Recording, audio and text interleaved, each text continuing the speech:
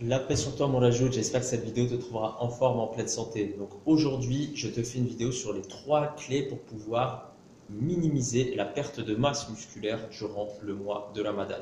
Donc sans plus attendre, déjà en petite introduction, ce qu'il faut que tu saches, c'est que tu vas avoir effectivement dans le cadre d'un mois de jeûne des facteurs qui vont limiter, voire diminuer la masse musculaire, la masse maigre, et des facteurs également qui vont être favorables à l'augmentation de la masse musculaire ou à son maintien.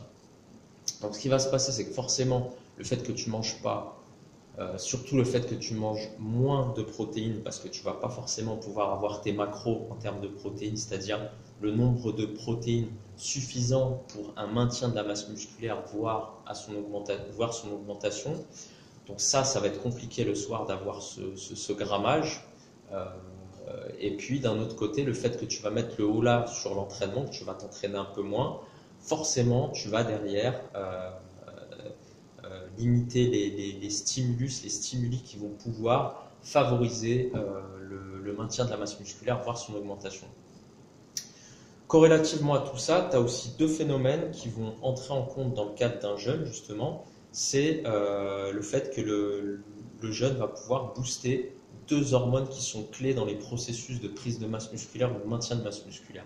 Donc, le premier, c'est la testostérone. La testostérone, c'est l'hormone mâle, d'accord? L'hormone qui régule, entre guillemets, tes caractères mâles, c'est-à-dire le fait que tu aies de la barbe, le fait que tu es d'un point de vue masse musculaire, voilà, t'es plus musclé entre guillemets que voilà, ça favorise entre guillemets la masse musculaire, la pomme d'Adam, la foie gras, enfin voilà, tous ces caractères-là, les poils, etc.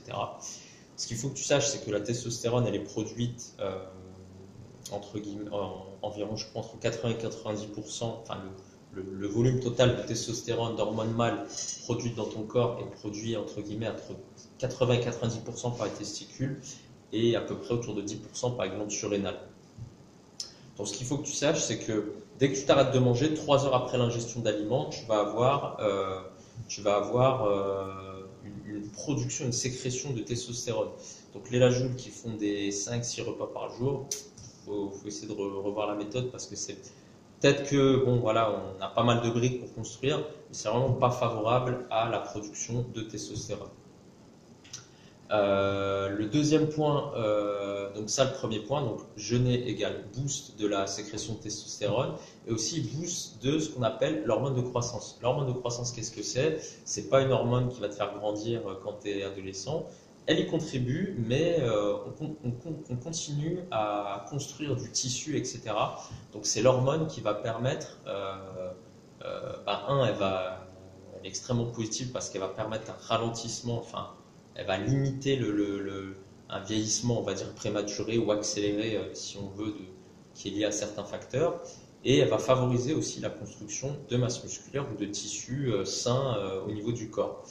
Donc le fait de ne pas manger va effectuer justement un boost de ces deux hormones. Donc ce qu'il faut que tu retiennes, le jeûne intermittent, etc. va provoquer un boost de la sécrétion et de la sécrétion de testostérone et d'hormones de croissance. Les 3 points clés qui vont te permettre de limiter la perte de masse. Donc le premier, c'est le sommeil, bien entendu. Donc ce qu'il faut que tu fasses, donc pour pouvoir justement mettre en place tous les processus de maintien ou de construction musculaire, c'est durant le sommeil. Et ce sommeil, il doit être à certaines heures. Donc la difficulté qu'on va avoir durant le mois de jeûne, durant le mois de Ramadan, c'est que là actuellement, on rompt le jeûne autour de 22 heures, un petit peu avant 22 heures, quelques minutes avant 22.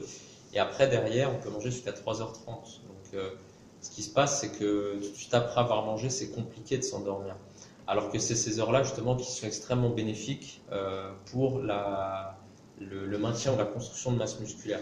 Donc, l'idée, c'est essayer de maximiser. Je sais que c'est pas évident, surtout qu'on est dans les 10 derniers jours et qu'il faut redoubler d'efforts en termes d'actes d'adoration. Mais si tu es dans une optique où tu veux limiter ta perte de masse musculaire, essaie de te planifier un cycle de sommeil. Donc ça sert à rien de te dire je vais m'endormir 30 minutes, c'est pas du tout. Tu vas être encore plus cassé. Il faut que tu aies au moins 1h30, 1h45 à 1h40, on va dire 1h45 si tu es quelqu'un qui t'endort facilement, 2 heures si tu t'endors difficilement.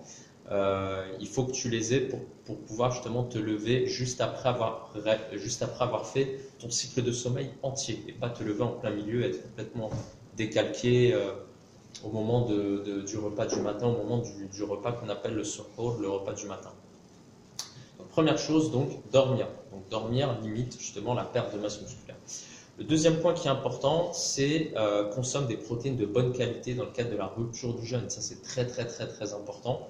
Pas tout de suite après la rupture, hein, moi je te parle dans le cadre du repas. Tu sais que je préconise des fruits dans le cadre de la rupture. Mais après, derrière, pour le repas entre guillemets consistant, où tu vas mettre beaucoup de légumes, là, effectivement, il faut que tu aies une protéine d'excellente qualité. Donc là, je vais te donner une astuce, c'est encore un nom barbare, un nom anglais. Donc c'est le Protein Corrected Digestibility Amino Acid Score. Qu'est-ce que c'est que ça? PDCAAS, voilà, donc PDC2AS. C'est un indice qui permet de juger de la qualité d'une protéine. J'ai dit la qualité, ça ne veut pas dire qu'elle est forcément bonne pour la santé. Mais les deux axes sur lesquels est centré cet indice, c'est l'exhaustivité au niveau de la protéine, l'exhaustivité ou non de la présence des acides aminés. Ce qui se passe, pour faire simple, les protéines, c'est des briques pour construire tes muscles et les acides aminés, c'est la matière qui va servir à construire ces briques. Pour faire en sorte que les briques soient efficaces et qu'elles puissent construire du muscle et qu'elles puissent agir de manière la plus bénéfique au niveau du corps, il faut qu'il y ait une présence d'un certain nombre d'acides aminés. Donc cet indice permet de certifier, il prend en compte la présence la plus exhaustive possible de tous les aminoacides, des acides aminés, pardon. C'est la même chose, aminoacides c'est en anglais, acides aminés c'est en français.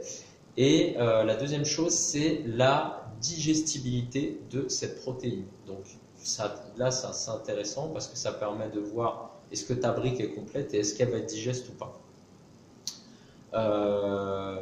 Donc là, ce qui est intéressant justement, c'est de voir justement que certains aliments, comme par exemple les légumineuses, sont extrêmement riches en protéines, mais ont un indice PDC2AS qui est bas, notamment à cause de la présence d'antinutriments dans le cadre des légumineuses, comme par exemple les lentilles, les pois chiches, ce genre de choses. Donc c'est des aliments qui sont très très très très riches en nutriments qui sont très bons pour la santé, mais d'un autre côté, il y a des antinutriments qui vont limiter l'assimilation, l'absorption et qui vont même, chez certaines personnes, attaquer la barrière intestinale. Donc voilà, je te ferai une autre vidéo un petit peu plus détaillée là-dessus, mais pour te citer quelques aliments qui sont extrêmement digestes, ben l'œuf, tu vois, l'œuf tout bête, hein, l'œuf. Attends, je crois que je dois en avoir peut-être d'autres ici. Après, tu as des combos hein, que tu peux... forcément, les protéines en poudre, ça ne veut pas dire qu'elles sont bonnes pour la santé. Je te dis juste que elles ont un indice de 100%. Tu vois, la whey, par exemple, c'est pour ça que les bodybuilders la consomment parce que, voilà, en termes de PDC2AS, tout de suite, on voit, ça traverse la barrière intestinale en 2 secondes, c'est dans le sang, et puis après, c'est direct ponctionné par les cellules, quoi. Le bœuf, donc on est à 92%. Le soja, ça ne veut pas dire qu'il est bon pour la santé, mais je te le dis. Faut que je me penche là-dessus. J'ai vu pas mal d'éléments là-dessus, mais je t'avouerai que j'ai pas plus d'infos. On parle souvent de black beans, d'haricots noirs, donc qui a priori est moins riche en antinutriments que les autres légumineuses. Donc il faut que je me penche là-dessus. Donc on est à 75%. Et puis voilà, hein, voilà, ce qu'il faut retenir, c'est surtout le poulet aussi. Le poulet a un indice de sang. Voilà, il y a beaucoup de protéines animales qui ont des indices de sang. Donc ce qu'il faut retenir, c'est, moi ce que je te conseille en général le soir, c'est œuf, soit poisson, soit poulet ou dinde, poulet d'Inde, soit un morceau de bœuf maigre, d'accord, le plus maigre possible, de manière à ce que tu puisses faire l'adjonction de tes acides gras toi-même, une cuillère à soupe d'huile d'olive ou voilà, ce que tu souhaites ajouter à tes légumes. Voilà, donc ce qui va permettre justement de maximiser ce PDC2AS et donc d'avoir une protéine pas juste sur le papier, mais qui soit extrêmement digeste et qui soit extrêmement disponible en termes d'acides aminés. Donc ça, c'est donc premier point, sommeil. Deuxième point, protéines d'excellente qualité le soir. Et troisième point que je t'avais noté, mon Rajoul, ah oui, en fonction de ta forme, effectivement, je t'avais fait une vidéo où je t'avais dit que moi, je ne conseillais pas trop l'entraînement musculation durant le mois de Ramadan. Après, tout dépend, effectivement, ce que je te disais dans la vidéo, c'est que ça va dépendre de... Enfin, je ne le conseille pas, je le conseille pas à certaines personnes.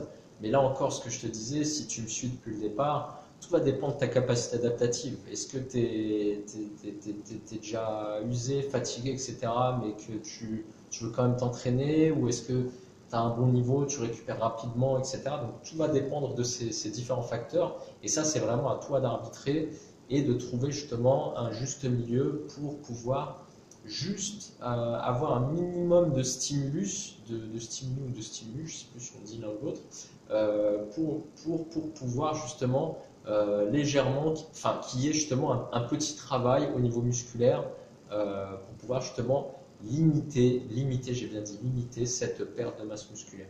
De toutes les manières, en règle générale, lorsque tu jeûnes, tu es en déficit calorique. Et puis, pour avoir tes macroprotéines, c'est complexe, donc forcément, tu vas avoir une perte de poids sur la balance. Mais là encore, les conseils que je te donne, c'est pour limiter cette perte de masse grasse, perte de masse musculaire, de masse maigre, puisque c'est celle-ci qui nous importe et qui est importante pour nous, et pour pouvoir justement attaquer sur de bonnes bases après ce mois de juin. J'espère que cette vidéo t'a été bénéfique. N'hésite pas à mettre un pouce bleu, n'hésite pas à la partager massivement, n'hésite pas à commenter parce que tes commentaires, comme je te le dis et je te le répète, c'est ma matière première. Mets tes remarques, etc. Si tu as des questions par rapport à la musculation dans le cadre du mois de jeûne, au sport durant le mois de jeûne, à la nutrition durant le jeûne, etc. Mets tes petites questions en bas et puis je me ferai un plaisir de te répondre. Je te souhaite la santé, moi la joue. Je te réserve des surprises bientôt. Suis-moi, reste connecté parce que pour le jour de l'Aïd, tu vas avoir une super surprise. Je t'en dis pas plus. Et voilà, reste connecté, mon la Joule. Je vous souhaite une excellente fin de journée. Bon iftar, donc repas de rupture de jeûne pour les pratiquants, pour les musulmans. Bonne fin de journée et bon dîner pour les non-musulmans. Voilà, j'espère vous revoir pour la prochaine vidéo et je vous souhaite une excellente soirée. À bientôt. Ciao.